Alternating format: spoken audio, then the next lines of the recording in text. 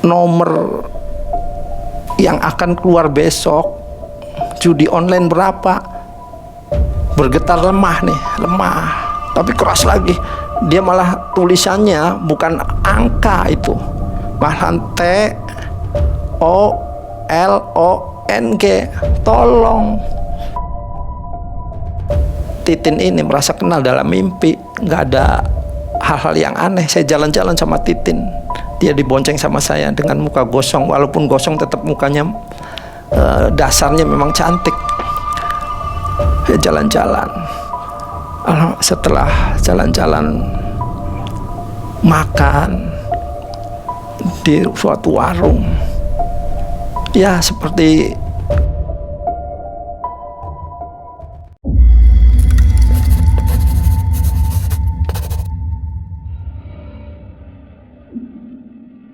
Assalamualaikum warahmatullahi wabarakatuh. Ketemu lagi dengan saya, Mas Ben, di channel kesayangan kita, Mengulas Malam. Saya doakan sahabat-sahabat dalam keadaan sehat walafiat, banyak diberi rezeki dan dimudahkan segala urusannya. Jelangkung, datanglah. Di sini ada pesta kecil. Datang tidak dijemput, pulang tidak diantar. Wujud. Itulah salah satu mantra Jalangkung. Jalangkung adalah permainan mistik mengundang arwah. Mirip dengan budaya Cina, Jalanggong. Jadi ada kesamaan, dari namanya aja sudah menunjukkan ada perpindahan budaya dari Cina ke bangsa kita. Jadi Jalangkung ini adalah akan saya bawakan pada hari ini. Ini adalah pengalaman saya sendiri, pengalaman yang mistik. Awalnya Jalangkung ini hanya iseng-iseng dengan tujuan mencari nomor judi online, tapi akhirnya menjadi teror ke diri saya sendiri. Kejadiannya beberapa tahun yang lalu, ketika saya pindah rumah di pinggiran kota Cirebon. Saya beli rumah ya cukup besar. Luas tanahnya aja 250 meter dengan bangunan 160, kamar 5. Badan saya hanya berdua, saya dengan anak saya yang bungsu. Anak pertama kebetulan masih kuliah. Jadi rumah ini ya bagi saya sih luar biasa besarnya. Ya seperti umumnya kalau pindah rumah, banyak teman-teman saya pada berkumpul. Teman-teman SMA ngobrol ngalor ngidul sampai malam. Sekitar jam 22 mereka berpamitan. Tinggallah Diding sama Agus. Mereka adalah sahabat saya dari SMA. Sahabat waktu bolos, sahabat petualangan, termasuk beberapa naik gunung kita bertiga. Jadi ya 3 serangkai lah waktu itu saya disebut di sekolahan.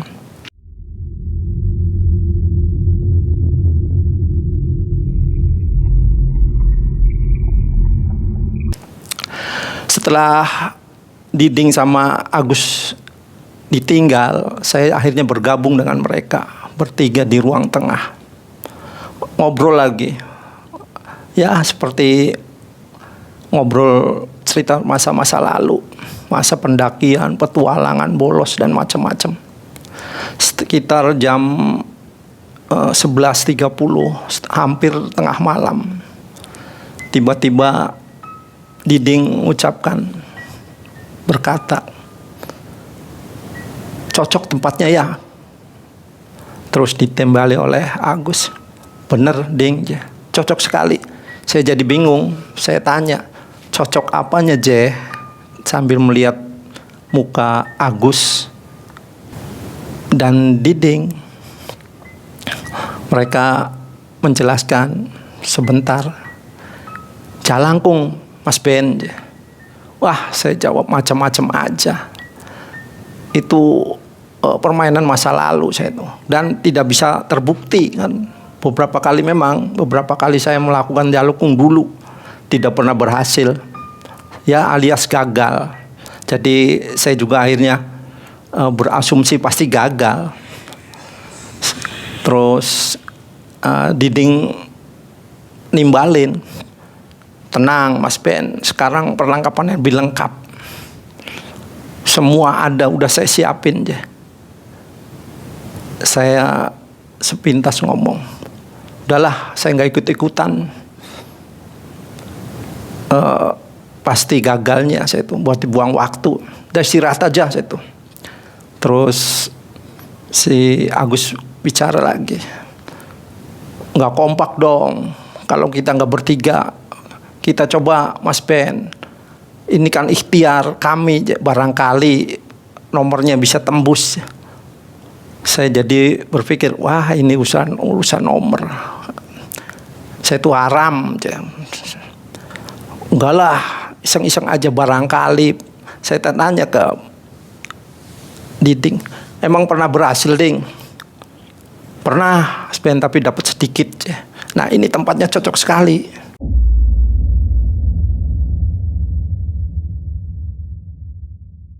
Bagus, tidak ada orang lewat, depannya kuburan lagi. Setelah dijelaskan gitu, terus Agus nimbalin lagi. Iya, kita harus kompak Mas Ben, kayak dulu-dulu, apapun yang terjadi kita harus bersama aja. Ini idenya Diding bagus, barangkali aja nomor melalui Jalangkung ini bisa tembus. Ya sudah, saya nggak punya pilihan lain selain menyetujui. Takutnya kalau saya nggak ikut ya disebut tidak kompak, menyalahi kebiasaan kami dulu. Akhirnya ya terserah aja lah. Kemudian Diding langsung membuka tasnya.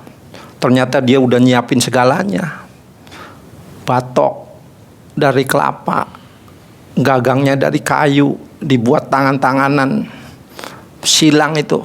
Terus ada kainnya lagi, dikasih kain, ada kancingnya. Diding menegaskan, sekarang bagi tugas, saya sebagai pawangnya, Mas Ben pegang kendali boneka, sedangkan Agus akan membuat pertanyaan dan nyiapin segala kebutuhan untuk bertanya. Ya terus terang aja dalam hati saya tetap nggak percaya.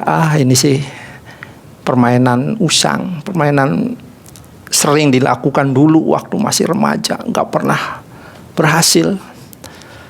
Cuma ya untuk menyenangkan mereka, ya supaya bisa tetap disebut kompak, ya saya menganggut aja. Ya wis, Diding negasin lagi, nanti kalau saya baca mantra, Mas Ben, Agus konsentrasi, khidmat, ngikutin dalam hati, nggak boleh main-main. Insya Allah aja sukses. Saya manggut-manggut aja dalam hati. Diding mengeluarin lilin, terus kemenyan, bunga beberapa, terus kelihatan ada segelas kopi pahit dan segelas teh pahit kelihatannya. Terus bawa seplastik tanah. Saya jadi penasaran. Ding, tanah buat apa ini? Ngotorin aja nantinya. Tenang Mas Ben, kan ada plastiknya. Tanah ini tanah kuburan. Saya sempat terhenyak. Ya Allah, kok bawa-bawa tanah kuburan.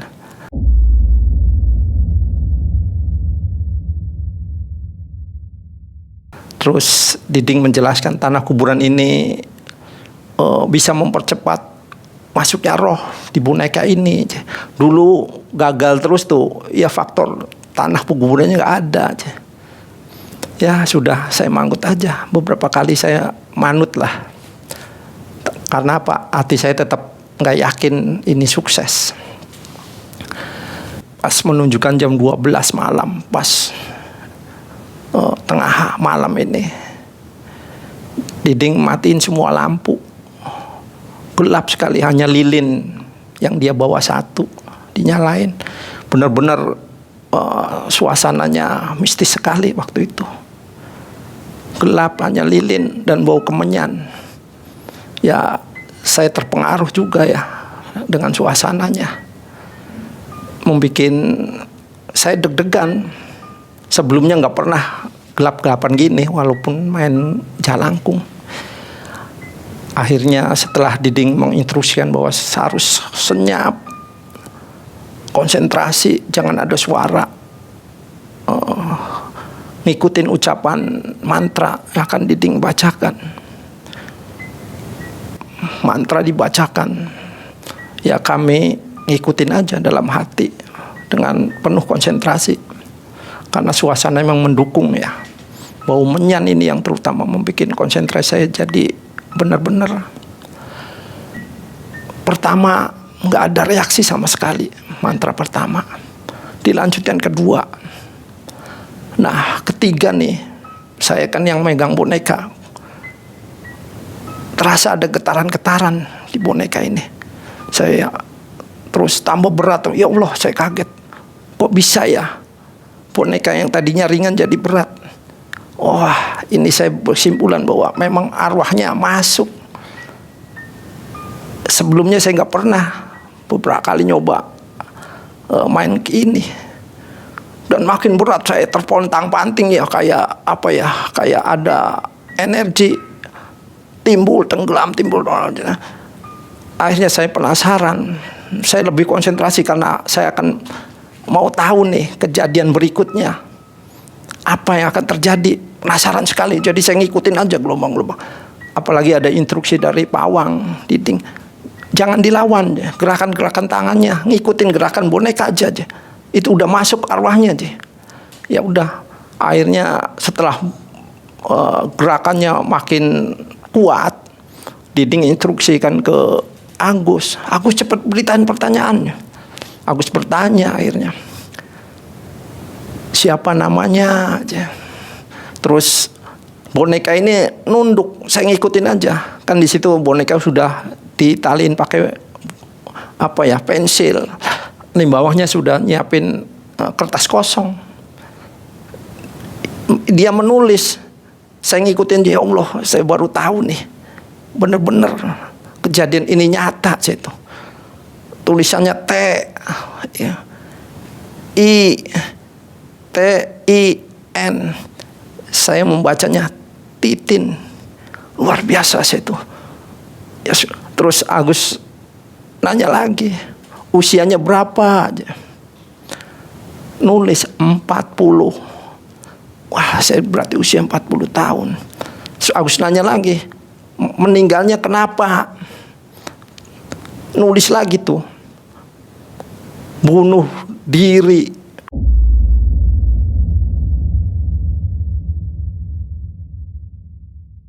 Saya terhenjak sebentar, ya Allah, ngeri, arwah ini arwah bunuh diri. Tahun berapa meninggalnya? Dia nulis lagi 1980. Ya udah lama sekali, usianya 40. Nah ini fokus yang utama nih, yang nomor. Akhirnya Agus menanyakan pelan sekali, Mbak, nomor yang akan keluar besok judi online berapa? Bergetar lemah nih, lemah. Tapi keras lagi. Dia malah tulisannya bukan angka itu, malah T O L O N G. Tolong. Agus sama pawangnya Diding berpandang-pandangan karena pertanyaan yang terakhir ini kok tidak sesuai permintaan. Cari Diding. Gus, tanya lagi Gus. Agus tanya lagi. Tulisannya sama. Tolong. Sampai 3 kali tolong. Akhirnya Diding apa ya, merasa emosi. Tujuan utamanya justru nggak nyampe untuk nyari nomor. Padahal prosesnya sudah benar, nama, udah, usia, kematian. Akhirnya nanya lagi sekali lagi, Diding itu yang langsung nanya, bukan Agus lagi. Dengan nada kesal dia. Nomornya nomor berapa? Dengan rada bentak. Tulisannya tolong lagi. Akhirnya Diding emosi tuh. Jadi boneka itu langsung diringkes aja. Udah percuma aja, buang waktu aja. Justru nomor ini yang penting, bukan nanyain nama. Bagi saya sih nama nggak perlu. Jadi diringkes. Pas diringkes itu apa ya, boneka mas ada energinya tuh, ditarik aja dari tangan saya oleh Diding, langsung dibungkus. Tiba-tiba Agus terhenyak, terlempar. Pas bonekanya diringkes tuh, ditaliin, masukin tas, terlempar. Habis terlempar ia langsung kayak orang kesurupan.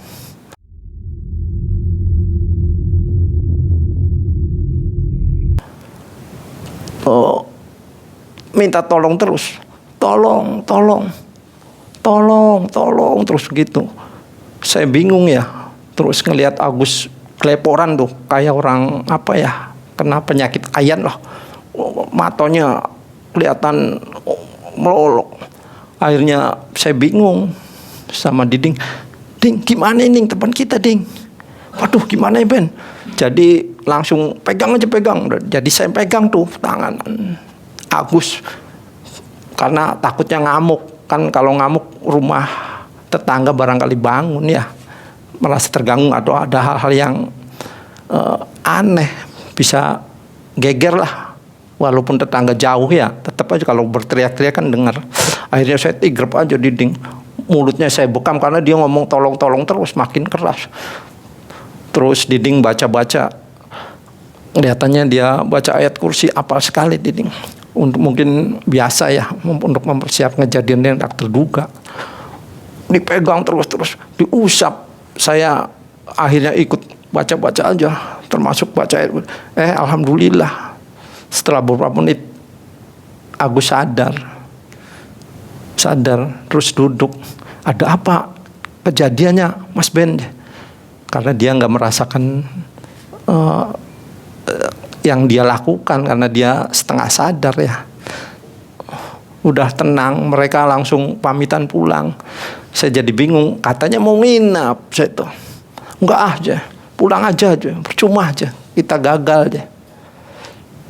Terus saya kan ngomong, nah nanti kalau ada apa-apa di rumah saya gimana nih, kejadian tadi udah nggak ada aja, udah pergi aja, kata Diding tuh. Udah pergi sendiri dengan diringkesnya boneka ini, arwah ini pergi sendiri. Ya sudah, saya tenang. Dia berangkat terus, langsung dua-duanya pamit. Itu menunjukkan hampir 1:30 lebih ya, malam, dini hari lagi. Pulang. Setelah mereka pulang ya saya ngantuk ya, karena dari sore udah melayanin teman-teman, bikinin kopi, teh. Akhirnya saya tutup, saya masuk ke kamar.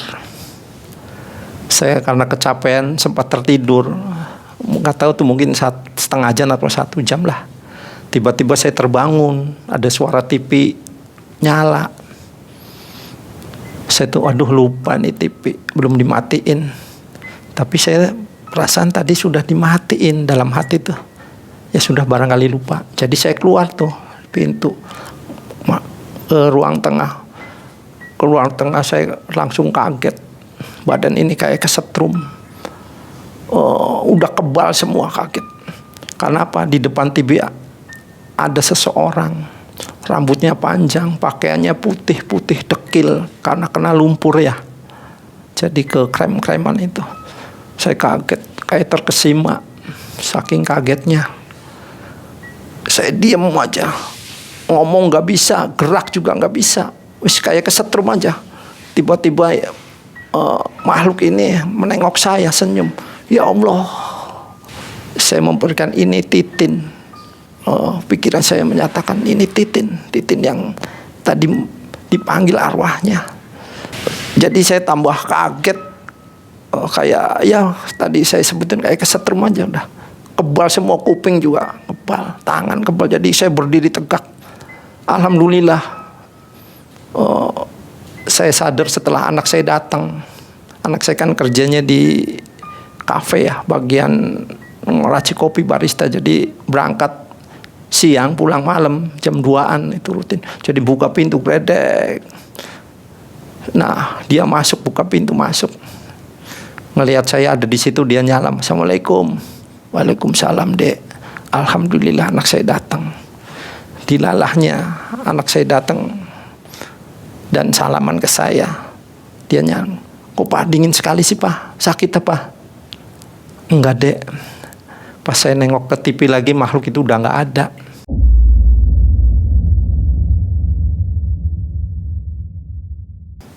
"Nggak apa-apa," saya tuh. "Pucat sih Pak aja." "Iya, udah istirahat Pak, barangkali capean."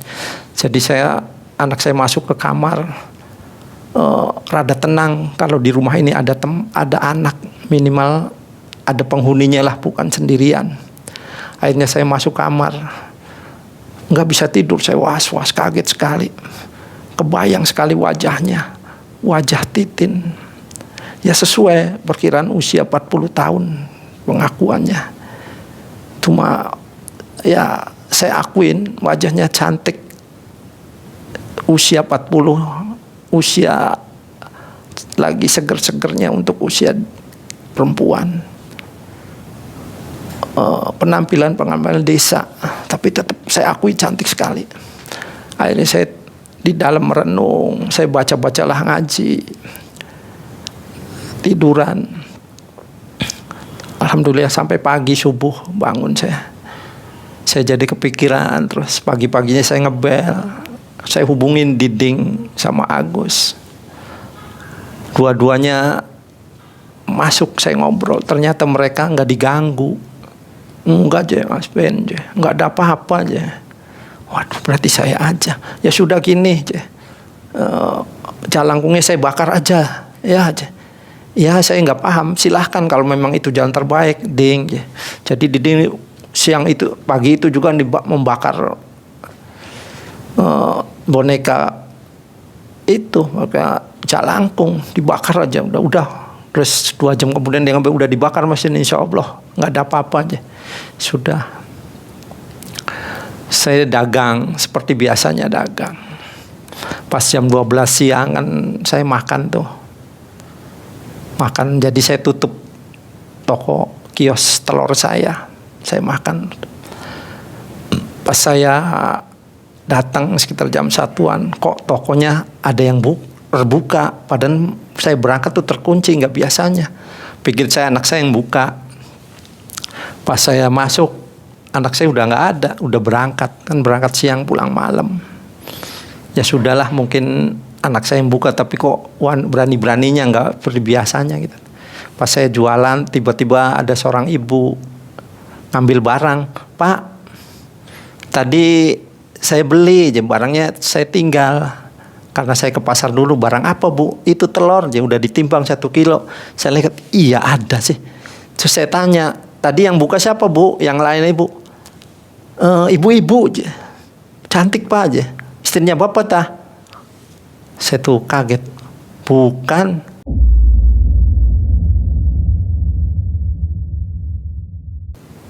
Terus ditimbang bener, saya bayar, saya titip. Terus, "Kemana ya Pak ibu tadi?" Saya diem aja. Ya udah Pak, jadi pembeli itu langsung bawa terus berangkat karena terburu-buru. Saya jadi termenung, yang buka ibu-ibu. Siapa? Saya jadi berpikir yang enggak, apa Titin? Karena yang layanin ibu-ibu. Ya Allah, saya tuh kaget. Apa Titin? Saya jadi bingung. Ya udahlah. Jadi pikiran saya kemana-mana terus, nggak tenang dagang. Ini ngeganggu lagi nih saya tuh.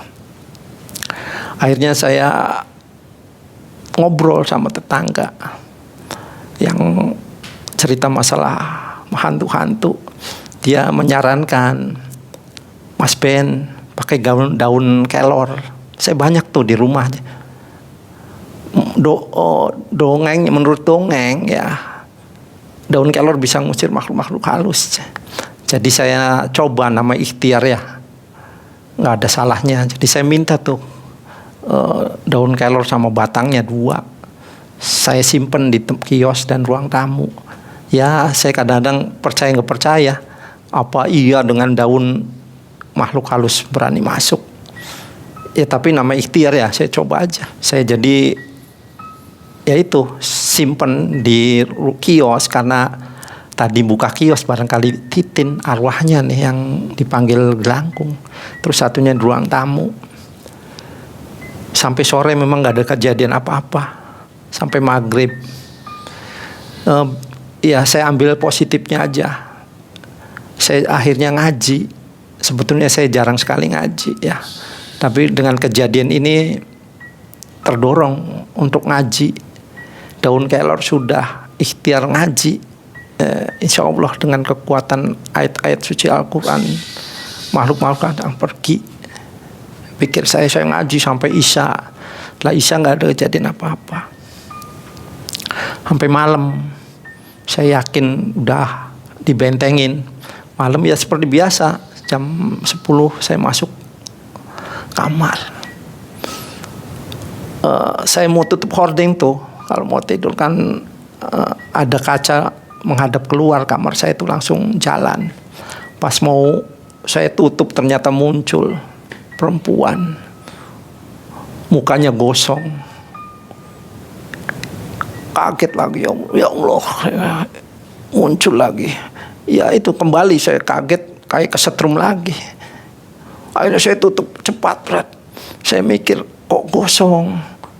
Terus saya hubungkan dengan dinding. Tadi paginya itunya dibakarkan boneka jalangkungnya. Apa ada hubungannya? Sedangkan kemarin saya lihat sampai kaget malamnya mukanya bersih tuh. Arwah Titin. Tapi pas di jendela itu mukanya gosong. Ya nggak tahulah wallahu alam ya. Apa hubungannya? Apa memang jin sih mudah sekali berubah wujud. Ya istimewa jin begitu. Mudah sekali berubah wujud. Akhirnya saya kaget. Tapi saya disyukurin bahwa arwah Titin ini nggak masuk rumah. Mungkin karena saya ngaji dan ada daun kelor. Jadi saya pindah tuh, nggak berani tidur di kamar saya sendiri, pindah ke kamar sebelah. Kalau tidur di situ, kayak saya nggak bisa tidur, ngebayangin terus di jendela itu, walaupun udah ditutup pakai hordeng. Saya pindah tidur.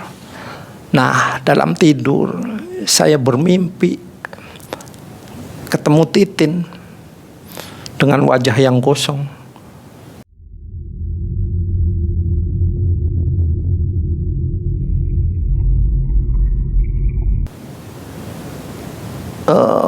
Kami jalan-jalan ya.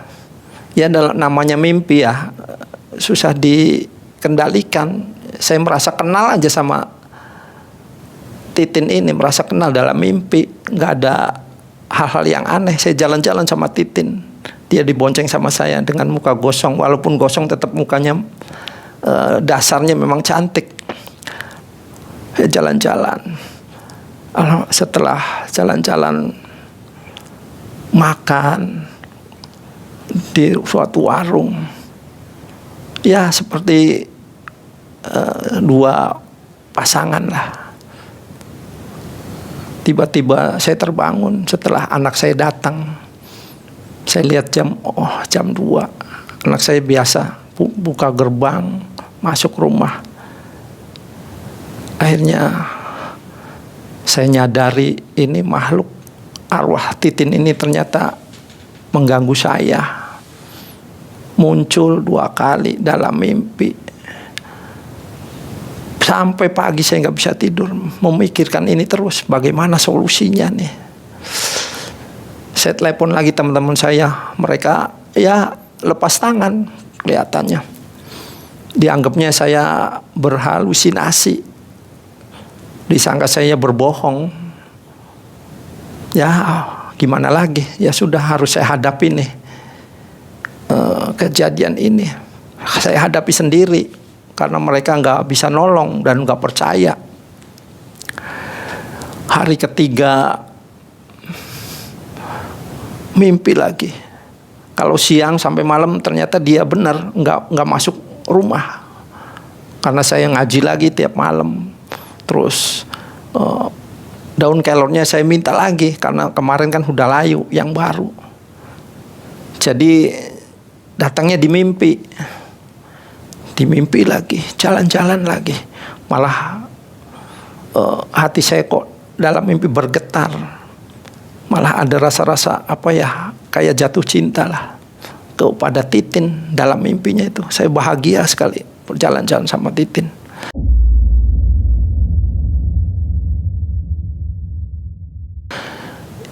Sampai pagi baru saya sadar bangun. Waduh, mimpi ini panjang sekali. Jalan-jalan malah sempat berangkulan, bergandengan tangan dalam mimpi. Saya bangun malah justru saya bergetar, merasa ada rasa cinta. Ya Allah, hal ini nggak boleh dilanjut karena ini bukan dimensi saya. Saya berpikir lama, akhirnya saya bertekad harus saya temuin Titin. Maunya apa? Karena dia sebelumnya kan minta tolong terus. Harus saya selesaikan secepatnya. Kalau nggak diselesaikan akan berlarut-larut, hidup saya pasti terhalang atau terganggu ya. Cuma caranya gimana saya bisa berkomunikasi dengan arwah Titin ini? Dia minta tolong apa? Insya Allah dalam hati saya, kalau saya bisa saya bantu supaya selesai nih permasalahan ini.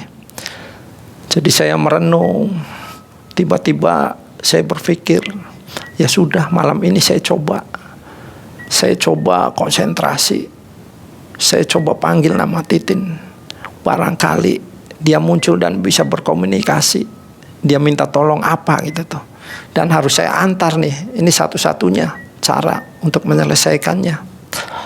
Sekitar jam 11 saya jadi merenung di ruang tamu. Saya matiin semua lampu. Saya beli lilin, 1 lilin. Sebetulnya saya juga takut ya, ada rasa takut bergetar. Cuma tekad saya harus selesai malam ini juga. Saya di ruang tamu konsentrasi. Saya sebut nama Titin berulang-ulang. Benar, pertama muncul bau dulu, bau harum, bau melati. Saya pikirlah ini sudah muncul nih, saya harus hadapi, nggak boleh takut. Karena apa? Saya sudah usia setengah abad, malu kalau sampai takut.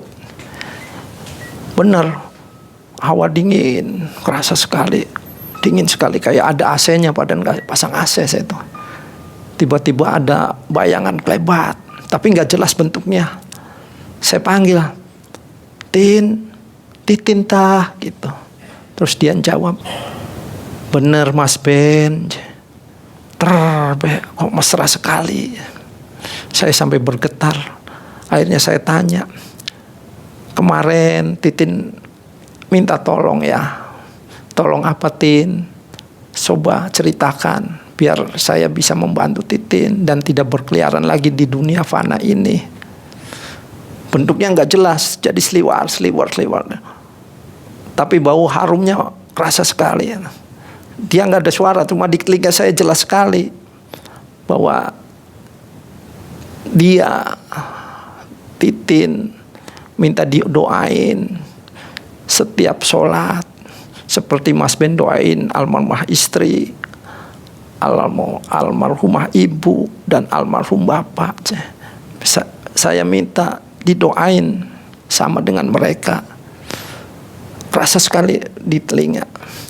Saya jawab, insya Allah Tin. Terus apalagi? Titin menjawab dengan getaran suara-suara di telinga. Minta diantar di kuburannya. Kuburannya nggak keurus, tidak pernah ada yang nengok, rusak.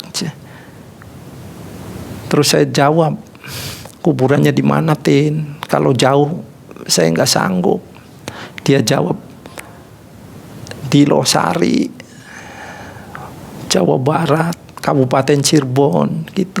Nanti saya antar dengan energi saya sampai ke tempat. Saya akhirnya nyanggupin, ya sudah kalau masih di Losari, Saya manggut. Ya sudah, nanti saya tengok kuburannya, saya benerin. Dan dia minta ditengok setahun sekali minimal kayak makam-makam yang lainnya. Saya hanya manggut, insya Allah aja. Belas setelah itu menghilang, baunya hilang. Saya nyalain lampu, semua lilin saya matiin. Saya rada tenang, plong. Cuma permintaannya mudah, pikir saya. Minta didoain dan mau minta dibenerin makamnya. Dan nanti menurut Titin, lokasinya dia yang akan menggerakkan motor saya gitu. Akhirnya saya bisa tidur malam itu tenang. Permasalahan hampir 50% bisa diselesaikan. Tinggal mengantar. Yaitu waktu saya kan pedagang, tidak banyak. Jadi saya sibuk dengan dagang. Alhamdulillah waktu itu Titin gak muncul lagi. Hari berganti hari sampai beberapa bulan saya sudah lupa malahan ke Titin. Bulan berikutnya pagi-pagi sekali masyarakat geger. Saya pas buka toko tuh bahwa di makam depan rumah saya itu ada sosok perempuan berambut panjang, bermuka gosong dan pakaiannya putih kotor ya. Selalu berdiri kalau malam. Jadi masyarakat tuh ribut bahwa makam ini sekarang ada penunggunya, kuntilanak kata mereka. Malah sempat membuat salah seorang tetangga saya jatuh terjerembab malam lewat ke situ, lagi kagetnya. Akhirnya saya ingat, ya Allah, iya saya punya janji. Kalau enggak ditepatin janji ini, Titin akan mengganggu masyarakat sini sebagai tanda protes ke saya. Kok enggak dilakukan secepatnya gitu. Akhirnya malamnya saya konsentrasi lagi seperti yang sebelumnya, pakai lilin. Saya dialog bahwa besok saya akan ngantar dengan kondisi apapun biar toko saya tutup sehari. Benar, keluar lagi tuh bayangan-bayangan lain, bentuknya nggak jelas lagi, cuma ya suasana seperti kemarin, bau bunga melati, dingin. Terus ada ucapan-ucapan di telinga saya. Dia menjawab, besok ya Mas Ben, jangan ditunda lagi. Kalau ditunda saya akan ganggu masyarakat sini. Saya hanya manggut, insya Allah besok secepatnya. Jadi besoknya pagi-pagi sekali saya niatin dan nyebut nama Titin paginya. Tin. Saya berangkat sekitar jam 7 pagi. Saya berangkat karena cuacanya takut hujan, udah mendung kelihatannya. Jadi saya berangkat. Kerasa sekali di motor saya itu berat. Terus kayak ada energi memegang tangan saya, getaran-getaran. Saya yakin ini Titin ada di belakang motor saya. Benar, saya laju. Nggak kerasa udah 1,5 jam perjalanan nyampe kan di Losari. Tiba-tiba motor tuh ada yang kayak membelokkan. Ya saya ikutin aja energi ini, belok. Sebelum jembatan Losari nih ada jalan ke kanan aspal. Saya ngikutin aja. Terus kira-kira seberapa jam lah dari jalan besar ada kuburan desa.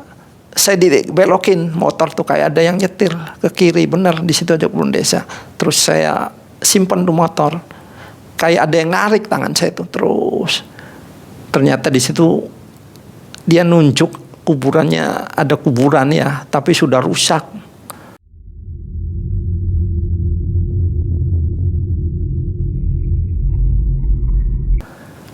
Udah hancur lah, bata-batanya hancur. Terus tiang kayunya juga udah nggak ada. Dia mengangkat tangan saya nunjuk ke makam itu. Akhirnya saya setelah tahu makam ini rusak ya, kalian nggak ada yang pernah ngurus, apalagi berziarah. Akhirnya saya nyari juru kunci di situ, kan tidak sembarangan ya untuk memperbaiki kuburan. Saya nanya ke masyarakat situ, itu ada aja, namanya Pak Udin. Saya terus terang ke Pak Udin, itu makam yang rusak itu makam keluarga saya mau dibenerin.